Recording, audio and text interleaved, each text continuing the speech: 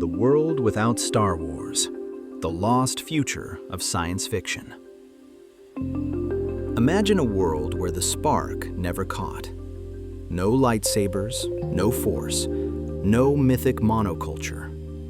Just the world as it was in 1977. Quiet, analog, and preparing for a very different kind of science fiction future. This is the world we lost.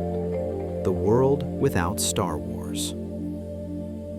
Before Star Wars, science fiction was not a spectacle.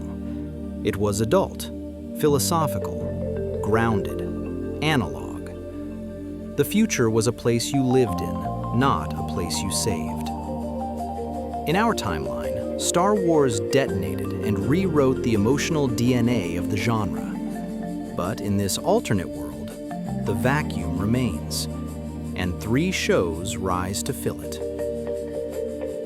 The 3 pillars of the alternate future.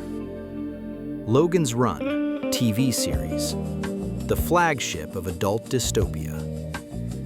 Logan's Run wasn't canceled because it failed.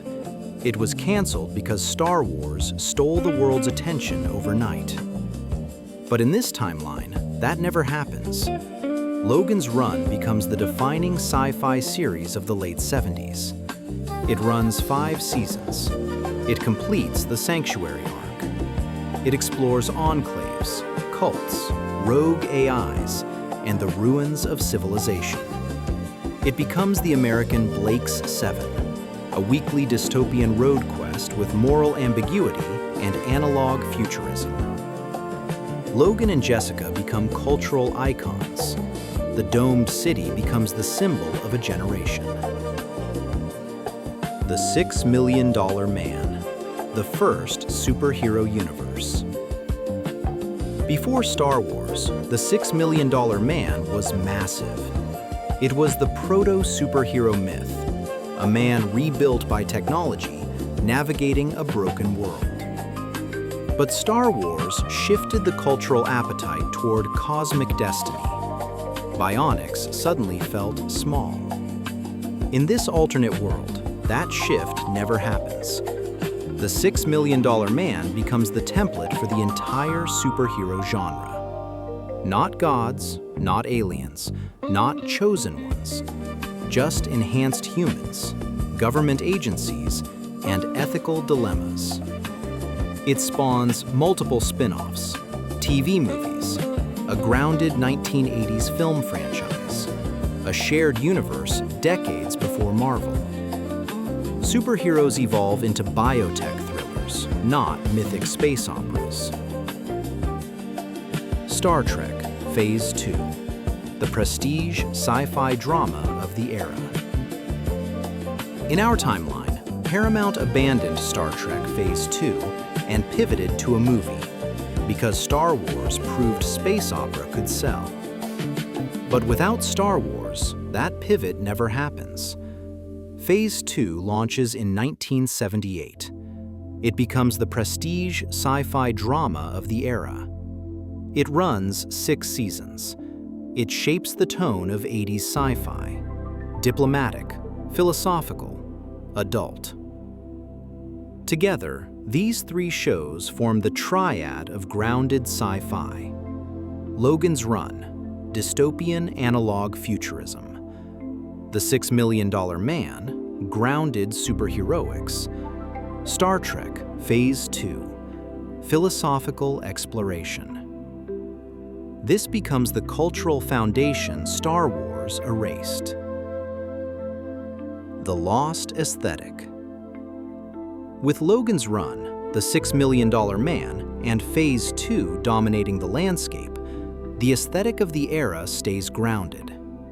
A world of tactile interfaces, ethical dilemmas, bureaucratic dystopias, slow burn storytelling. Sci-fi remains a mirror, not a theme park. This is the adult, grounded aesthetic we lost. The films that never exist. Without Star Wars, the blockbuster template never forms. No ILM, no Pixar, no MCU, No Jurassic Park, no Avatar, no Back to the Future, no Terminator 2. Cinema stays mid-budget, idea-driven, analog. The world never becomes addicted to spectacle. The shows and films that would have thrived.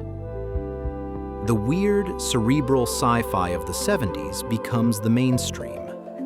Silent Running, Soylent Green, The Andromeda Strain, Phase 4, Planet of the Apes TV series, Space 1999. These become the cultural pillars, not curiosities, but foundations. The Star Trek timeline without Star Trek: The Next Generation. Here's the twist. Without Star Wars, Star Trek: The Next Generation never happens. Why? Because Star Trek: The Next Generation was created to modernize Trek, compete with blockbuster sci-fi, reboot the franchise for a new generation, capitalize on the cinematic momentum of the films. But in this alternate world, Trek never pivots to movies. Phase 2 never ends prematurely. The cast remains active. The universe evolves on television, not film. There is no need for a next-generation reset.